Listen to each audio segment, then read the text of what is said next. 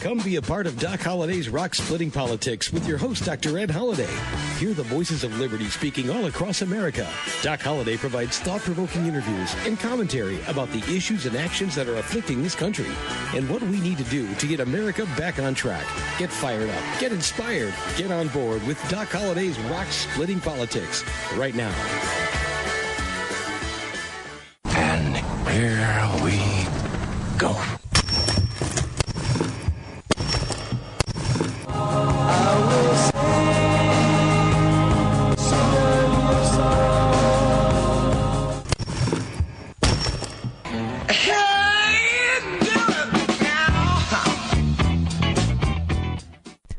Ah, yes, that's the sound of rock cracking. One more time, you got Doc Holliday's rock-splitting politics. I'm your host, Dr. Ed Holliday. You're listening to us right here on webtalkradio.net.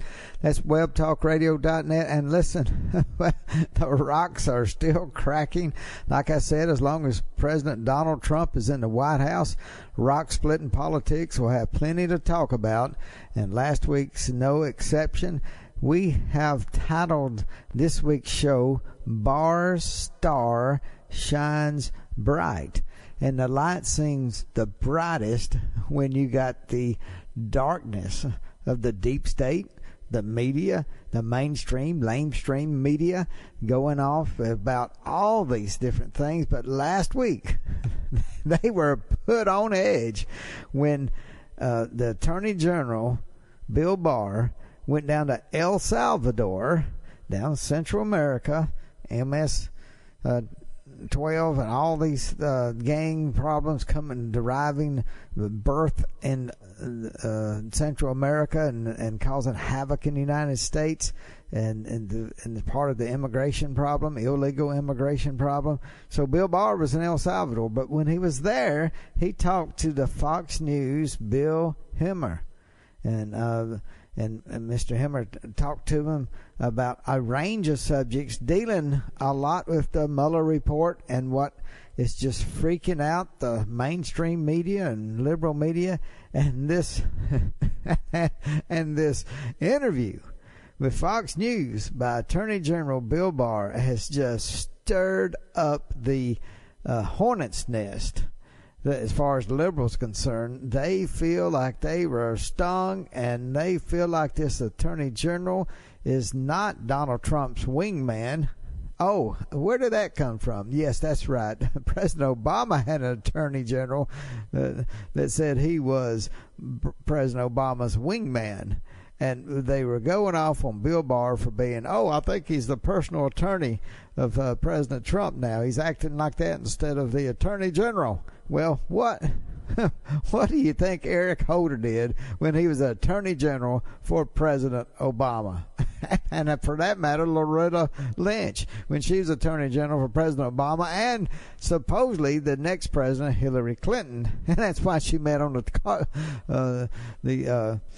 at the airport with Bill Clinton in a secret meeting just days before Hillary Clinton was going to be under FBI interview. So a lot of stuff to go around, but let's get right in. We got some clips, but instead of letting you listen to Bill Barr's interview with Bill Hemmer of Fox News, they actually put some clips on the mainstream media, MSNBC. There's a show with Ari Melber, and let me play you a little bit of that show last week when he played some clips from Bill Barr, and listen to this from the mainstream media's point of view. They are freaked out. No, I tell you what, I'm going to play him in a minute, but let me play a clip from another friend of MSNBC, Brian Williams' show, had a guest on that has his own show, but he had to ask him about being dark in America. Furbish it. Donnie, I don't want to end dark, but I'm going to have to, and that is to say that when you're on Deadline White House with Nicole Wallace at 4 in the afternoon, you are often one of the voices that reminds the table and reminds the viewers beyond exactly how bad things are in your view and exactly how dark we've gotten. But like the frog boiling experiment, it hasn't felt like that. It would feel like that if we took a vacation on the moon and came back. So the question, how dark are things right now to you? Very, very dark. And I want to say this with no exaggeration. If you look throughout history and you become a student of history and the worst of what humans have done throughout history, Trump is using that playbook in every way you possibly can. You start with creating an other. You get enough rich people to look the other way, and that's how you get power. And then what you do is obviously you destroy the credibility of a press. You get a judicial system that is no longer independent. You start to blur separation of powers. And we should be very frightened. It's not just saying, or authoritarian tendencies. I believe this man is capable of horrific deeds. And I'm not saying specifically what that is, but let your imagination go. And also do not kid yourself. If he gets voted out of office, he will say it was fake. He will say the polls were rigged. He will tell his people to take to the streets. People have to understand this is not a man who is playing with any boundaries of what our normal civilization, our normal democracy has. And I use the word sociopath, and I know you're not supposed to use psychological terms, and Michael Cohen, who stood by his side for 10 years, the last thing he said when he spoke to Congress was he will not go softly. So the Democrats better get this one right. So if you are a believer in the mainstream media, these are dark days. And I have to play that clip. I just wanted you to understand, because I know a lot of you may not listen to MSNBC. I try not to. I try to avoid it. But I know for the purpose of this show, some of you can't stand to listen to it. So I have to listen to some of it. And it is such a awful feeling to think that many Americans feel this way. But they hear this drivel night after night about how the president is treasonous, a liar, a cheat. When you call the president of the United States, say he's guilty of treason, then you are marking this country in a bad light. And I mean, you come from a perspective of, do you love this country, or do you just do you hate it? And so many of these liberals, when they're in power, they love that they're changing America into a socialist state. And then when they're not in power, they just hate America. That's what it seems like. I mean, it's just that simple. But I wanted you to play. That's some of the darkness that the mainstream media feel like they're up against. But let me play a clip off what I started to early on, the Ari Melber show on MSNBC. So take a listen to what he had to say about the interview with Attorney General Bill Barr and Bill Hemmer's from Fox News, the interview from El Salvador. Attorney General Bill Barr has been under steady fire for misleading the public about the Mueller report. A congressional committee voted to hold him in contempt, and now he's speaking out in his first TV interview since then. Barr deciding to get in front of cameras to make news, and notice where he's choosing to make it. Fox News. Barr speaking to Fox's Bill Hemmer, and we should note that while on Fox, Barr appeared to echo one of the network's biggest Trump-defending anchors. Using untrue, something that is unverifiable, Russian misinformation, propaganda, outright lies, paid for by Hillary Clinton. To have opposition research like that, especially one that on its face had a number of clear mistakes. As the very basis for a warrant to spy not only on an American citizen, but an American citizen working for the Trump campaign. To use that to conduct counterintelligence against the American political campaign is would be a strange development. That last line from Barr, flatly inaccurate. There's no public reports of surveillance of a, quote, political campaign. There's court-approved surveillance of several individuals.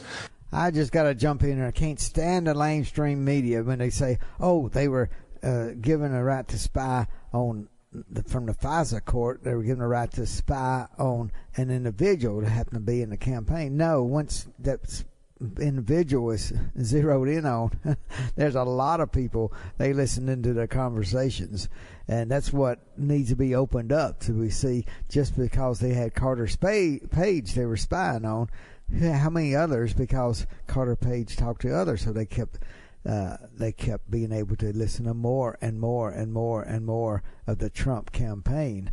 Why? And how many? That's what the lamestream media doesn't want you to know. And ironically, it was Team Trump themselves that played down the idea that the people you see here were key to the campaign, minimizing the role of unpaid advisors like Papadopoulos and Page. And on the law, judges found ties worth surveilling here. As you can see, 3 of these surveilled advisors ended up pleading guilty. Now, the wider context for these new remarks from Barr, which are newsworthy, are really his embrace in rhetoric and also in related actions of these DOJ reviews to investigate the Mueller investigators. Take a look. The first step is find out exactly what happened. I've been trying to get answers to questions, and I found that a lot of the answers have been inadequate. And I've also found that some of the explanations I've gotten don't hang together. So in a sense, I have more questions today than I did when I first started. We should be worried about whether government officials abuse their power and put their thumb on the scale. And so I'm not saying that happened, but I'm saying that we have to look at that. Barr's echoing Trump there, questioning if the FBI has its thumb on the scale. Of course, it was Trump's own appointee who tapped Mueller and oversaw him and recently vouched for the whole probe. And what Barr knows as a veteran prosecutor is the FBI and DOJ, they don't make the call about surveillance anyway. Prosecutors don't decide whether or not to issue a warrant. Judges do. Independent judges okayed all the surveillance that you hear Barr talking about now. And again, if you want to get into it, if defendants want to challenge that, they have a venue to do so in court. It won't be in a private review overseen by Mr. Barr. Now, this is basic stuff, which means even the FBI director, handpicked by Trump after the Comey firing, was duty-bound to rebut Barr's spying claim. Do you believe that they're engaging in spying when they're following FBI investigative policies and procedures? Well, that's not the term I would use. Do you have any evidence that any illegal surveillance into the campaigns or individuals associated with the campaigns by the FBI occurred? I don't think I personally have any evidence of that sort. There is another big claim from Barr here, that he's fine with Trump using that witch hunt term to also describe Mueller's probe. If you were the president, I think you would view it as a witch hunt and a hoax. He has been hammered for something, for allegedly conspiring with the Russians, and that we now know that was simply false. Now, everybody in the liberal media, get this right, get this straight. Bill Barr didn't say it was a witch hunt. He said he could understand how the president feels it's a witch hunt when he knew everything was a lie, when he knew the campaign had nothing to do with Russia. And so the mainstream, lamestream media want to say that Barr is calling it a witch hunt too. If he called it a witch hunt, he wouldn't have gone through, let Mueller get through the whole report. But this is something to twist and turn and make it look like that everything they can do to discredit Attorney General Bill Barr. And yet Bill Barr is standing up with some guts, and that's why I'm saying Barr's star is shining bright now, because the darkness, this darkness from the very beginning, when I played the part from Brian Williams' show where they talk about how dark it is in the liberal agenda of this country. Well, that is the bright light that is shining in from Donald Trump and others, and Attorney General Bill Barr is helping the darkness to have to go hide under the crevices, and they can't stand it. But the light is enlightening America, and that's what I would say. So let's continue on with this clip. Now, a witch hunt would be an improper investigation, hunting for witches. The fact that this was a valid investigation and didn't end in every single thing that was investigated being charged, if anything, shows how fair it was. So you could probe anything. Probe X. The fact that at the end of the probe you don't charge someone for X obviously doesn't mean the probe was pointless, let alone a witch hunt. Barr is the Attorney General. He knows that. So without a conspiracy charge, you still have a lawful investigation, not a witch hunt. And there are also these other questions about obstruction, of course, with 700-plus federal prosecutors saying that what's in the Mueller report looks to them like a crime committed by the president. There's just a rule you don't charge him. Then take a look at Barr trying to justify something that just about everyone knows is bad because the Trump people tried to stop it from happening. But here's Trump's new Attorney General saying maybe there were good reasons for the attempts to fire Bob Mueller. Elsewhere, the report does say that McGahn was told by Trump to talk to Rosenstein to complain about conflicts of interest that Mueller had and have Mueller removed for conflicts of interest. And there's a difference. There you have Barr trying to say this was all about conflicts of interest, as if there was no attempt to fire Mueller. I think Bill Barr is right. Now, Bill Barr is so right to bring this out and explain everything in context. And the liberal media does not want to hear the truth. Now, this is important because he's not Trump's defense lawyer. He's the Attorney General. The Mueller report shows McGahn called his own lawyer because he thought it was so improper that Trump was asking him to fire Mueller. All right, I don't think the liberal media will ever get Donald Trump. Go back to the book Newt Gingrich wrote about understanding Trump, what Trump means as president. And the media has never understood him on his own terms. The media loved Donald Trump when they thought they could help get him the Republican nomination, and they did. They worked so hard to get Donald Trump the Republican nomination. They did. They gave him all this free airtime. They laughed about him. They did everything. Thought, oh, if we get him as the Republican nominee, Hillary Clinton will waltz into the White House. The media helped. They helped make Trump. They did.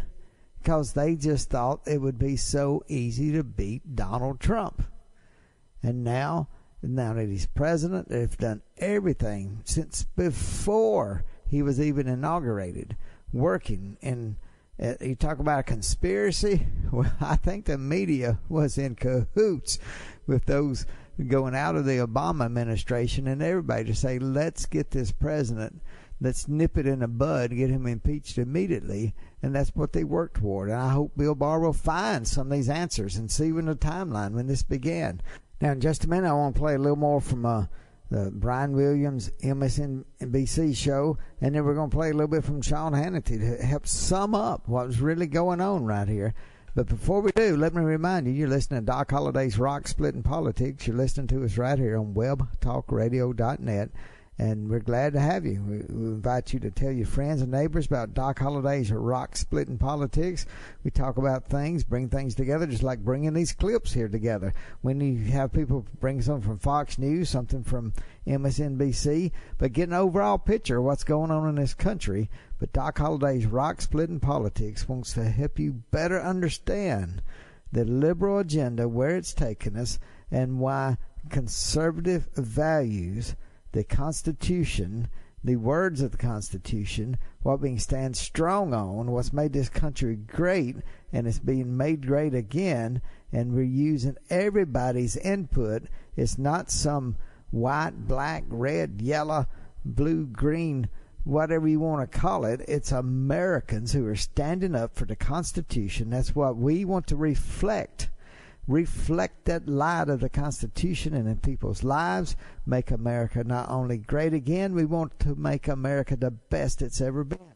But everybody, all American citizens, and have a robust legal immigration. I think it's great immigration for the robust legal way, but not illegal immigration. We've got to get a wall built and a new Congress who will enact new immigration laws and get this under control. And so be talking to your congressman and congresswoman, whoever represents you. Make sure they're on the agenda to build a wall and get this immigration under control, or find somebody to run against them. Very important these days. Very important. Now, let me get you right back, and we're going to hear a clip from Brian Williams. And then, like I said, Sean Hannity sort of sums up what's going on. So listen to this clip from Brian Williams, MSNBC. Away on a Friday night.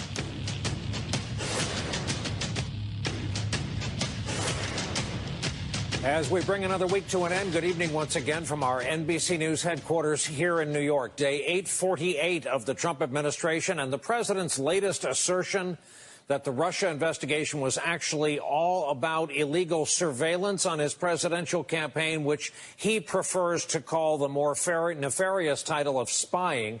That belief is getting new support from his handpicked Attorney General William Barr. This was Trump's message early today, and we quote, "My campaign for president was conclusively spied on.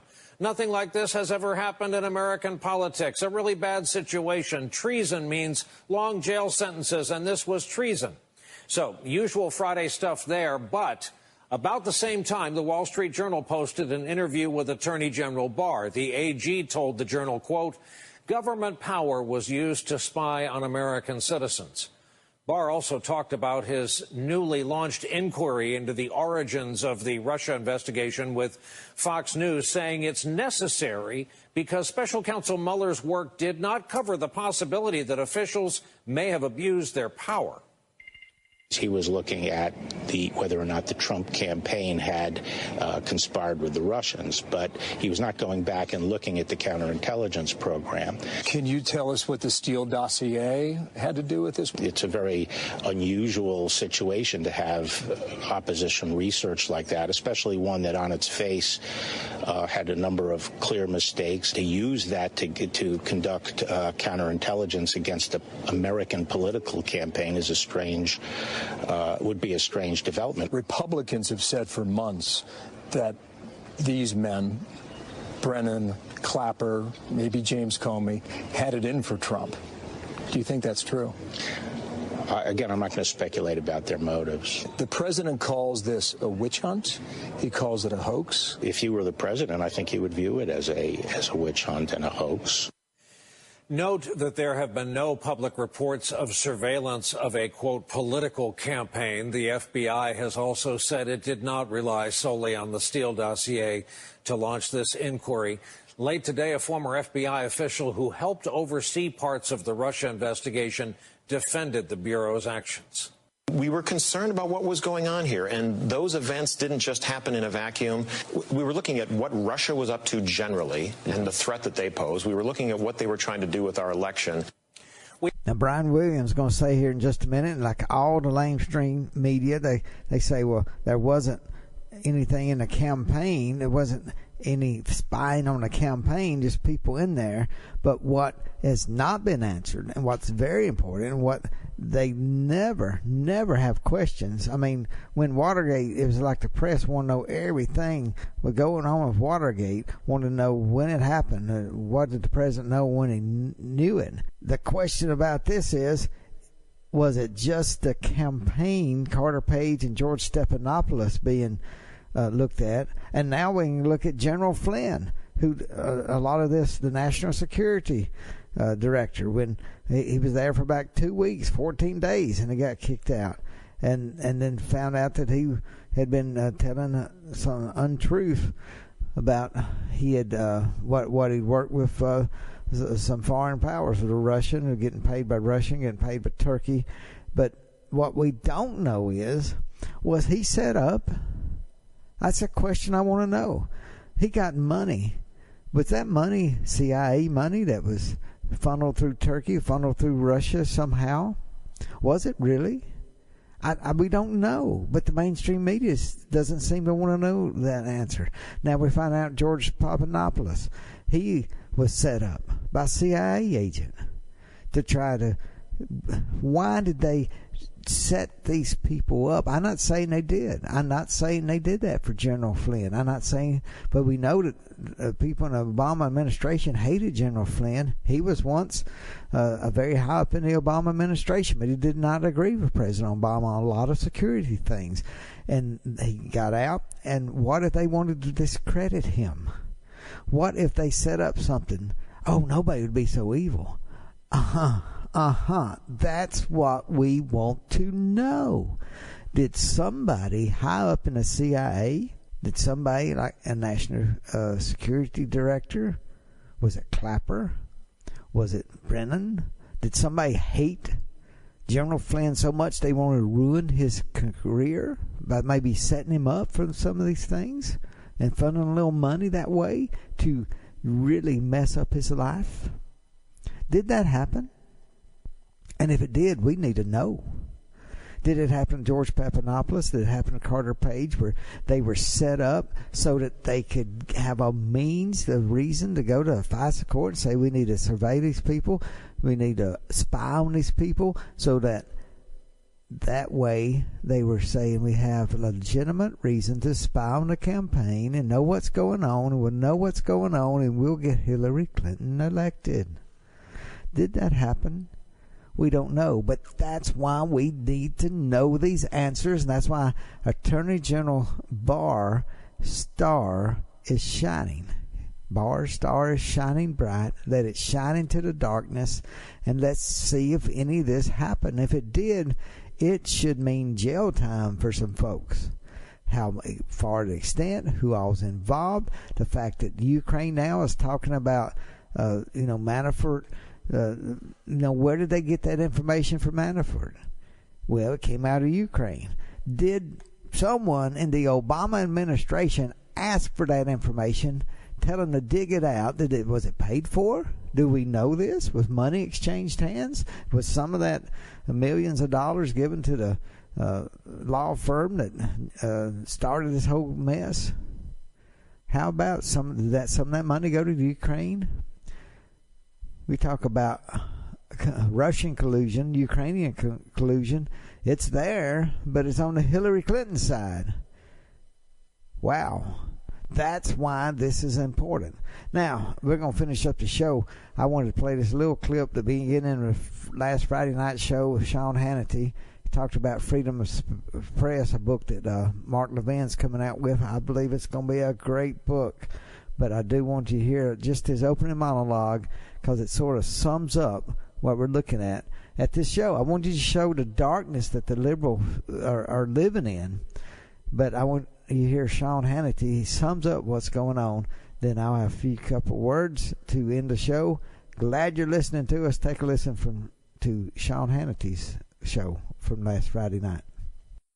From the Russia collusion delusion to Covington to ignoring the biggest abuse of power corruption scandal in our nation's history, we're going to take it apart piece by piece. We will expose how they have abandoned the great tradition of freedom of the press in this country, choosing to act as nothing but partisan hacks rather than serious investigators, choosing to put fake news narratives over facts for years at a time, choosing to smear anyone and everyone who dares calls out their lack of ethics, their lack of objectivity. Remember, the hate Trump media mob and the biggest names on the left never thought it would get to this point, never thought President Trump would pull off what was one of the biggest political upsets in American history and deliver success after success, record after record, helping the forgotten men and women of this country. Let's take a look. We better be ready for the fact that he might be leading the Republican ticket next. I know you don't believe that, but I want to go on. Sorry to laugh. Which Republican candidate has the best chance of winning the general election? Of the declared ones right now, Donald Trump.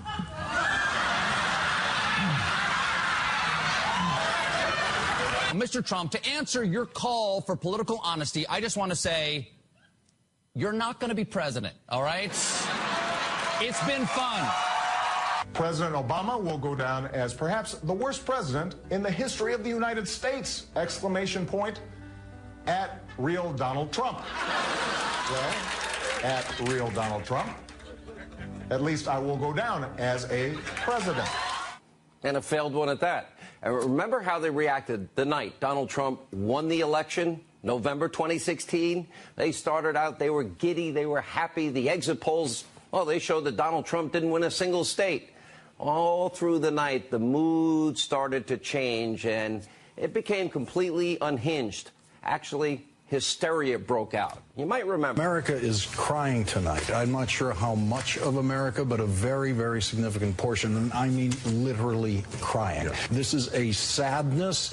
It is a mourning moment for those people, and it is a moment filled with fear. Filled with fear. Our country is about to face some serious crises, and so I mean, buckle up. Your country needs you. It's a pretty extraordinary thing to say if you have a son in the Marine Corps and that you don't trust the commander-in-chief. The people in the military defend the Constitution. This was a white lash.